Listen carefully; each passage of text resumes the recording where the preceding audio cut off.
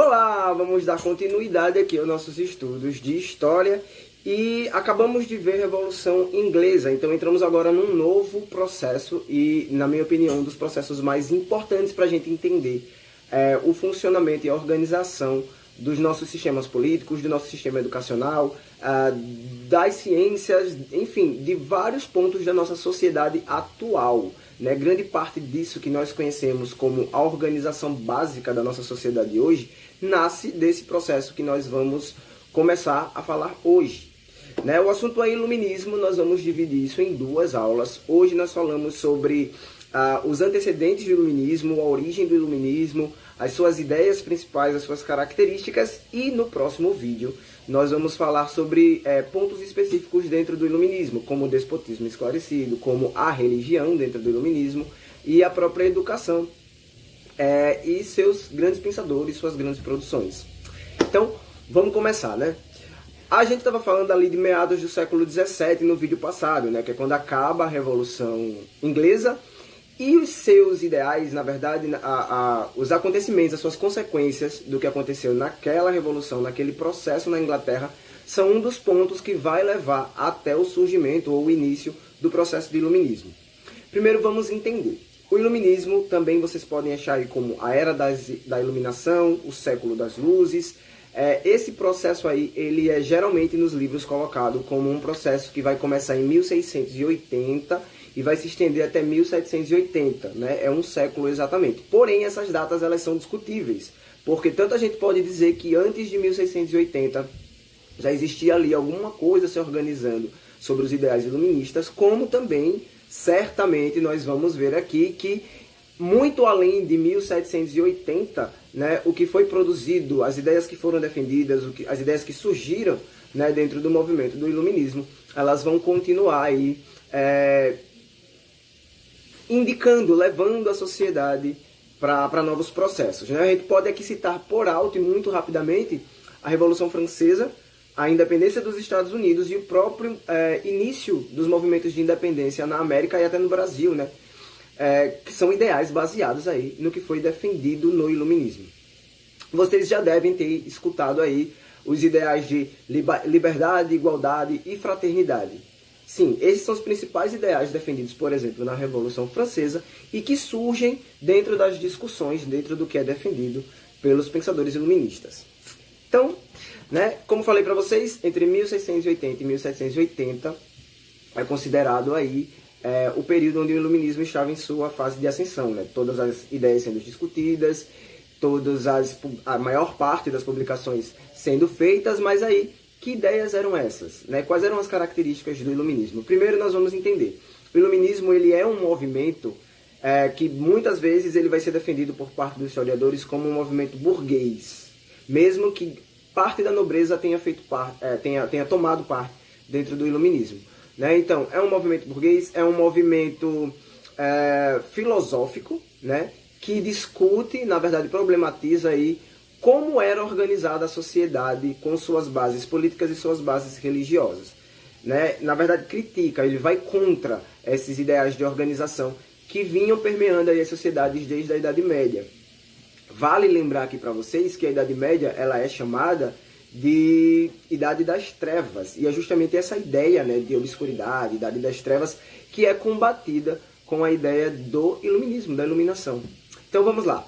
Antecedentes do iluminismo. Né? Quando a gente fala que em 1680 né, tem início o processo do movimento iluminista, a gente vai ver que ele se baseia em outros pequenos movimentos que vinham acontecendo em partes diferentes da Europa. A própria Revolução Inglesa vai dar para o iluminismo esse tom, né, essa base do discurso do anti-absolutismo, o anti-absolutismo. A gente viu aí em aulas passadas, né, que vários governos espalhados pela Europa eram governos absolutos, né, e essa ideia de que o rei estava acima de todos os outros poderes e de todas as outras classes na sociedade era uma das principais ideias combatidas no iluminismo. Isso é o anti-absolutismo. Quando na Revolução Inglesa, a imagem do rei ela é retirada desse pedestal do absolutismo, desse pedestal do absoluto, isso é uma das ideias que vão ser levadas para ser defendida dentro do movimento iluminista. O outro ponto, que é o anticlericalismo, né, é justamente essa ideia de criticar a ideia de que a igreja dominava tudo, tanto na área religiosa quanto nas organizações políticas. A própria ideia teológica, né, começa a ser muito discutida. Né? O antropocentrismo, sempre tenho dificuldade para falar essa palavra, ele cresce muito. Não é uma invenção do iluminismo. As ideias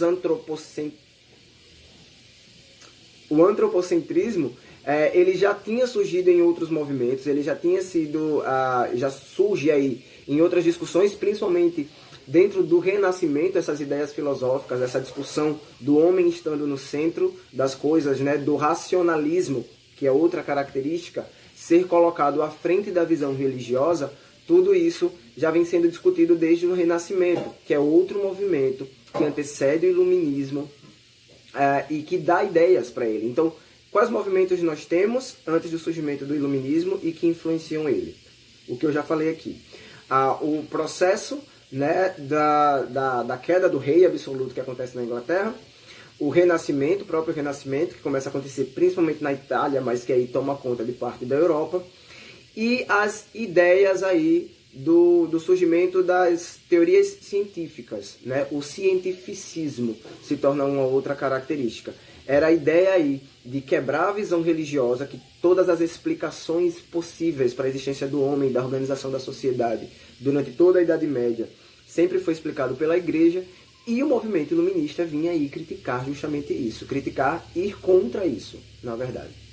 Então, resumindo, nós temos aqui quais características do iluminismo apontadas: racionalismo, cientificismo, anti-absolutismo, anticlericalismo e a defesa dos ideais individuais, né? Uma das ideias mais defendidas aí dentro do iluminismo era de que todos os homens deveriam ter igualdade na sociedade. Como as ideias iluministas elas vão contra a ideia do rei absoluto, né? Então vai contra a ideia de que o Estado deveria administrar e tomar para si toda a parte econômica das cidades. E é por isso que a gente tem aí um grande apoio da burguesia, porque vale lembrar que essa classe social, a burguesia, ela está extremamente ligada ao comércio e à movimentação do dinheiro. Né? Daí a explicação de por que os burgueses deram tanto apoio ao movimento iluminista. Todos os filósofos iluministas eles vão levar as suas discussões para colocar o homem no centro do universo, né? O homem no centro das sociedades, o homem é o objeto de estudo agora. Então as explicações religiosas elas começam a ser retiradas das principais discussões, e aí a ação humana ela é colocada como um dos pontos principais. Finalizando esse vídeo de hoje, né? Então o que é que a gente pode dar aí como o teor das discussões iluministas? É justamente quebrar a visão obscura da igreja, né? Que permeou todo a Idade Média e o início dessa nova era. Discutir sobre a importância dos homens na sociedade e não ter apenas a importância da nobreza, e principalmente representada aí pela figura do rei. E quebrar os dogmas construídos, né, pela própria igreja a partir da visão da ciência. Então essa super importância dos métodos científicos, ela vai ser trazida aqui durante o processo de iluminismo. Essa aula inicial é para a gente ter uma ideia do que foi o movimento, né? Entendemos aí o século onde ele se desenvolveu e onde a maior parte das coisas foram publicadas. Entendemos aqui quais eram as ideias e as características defendidas pelo movimento iluminista. E a partir do próximo vídeo nós vamos entender cada perfil, né, que foi trabalhado dentro do iluminismo, aí, como eu já tenho falado para vocês. A educação, a produção das artes, a própria discussão da religião dentro do iluminismo, e quem foram os grandes pensadores iluministas e suas ideias, e como essas ideias, como essas produções iluministas, elas afetaram e nos afetam até os dias de hoje, certo? Até o próximo vídeo. Vou deixar aí uma atividade para vocês e aí a gente vai vendo como a gente faz até a nossa próxima aula. Tchau!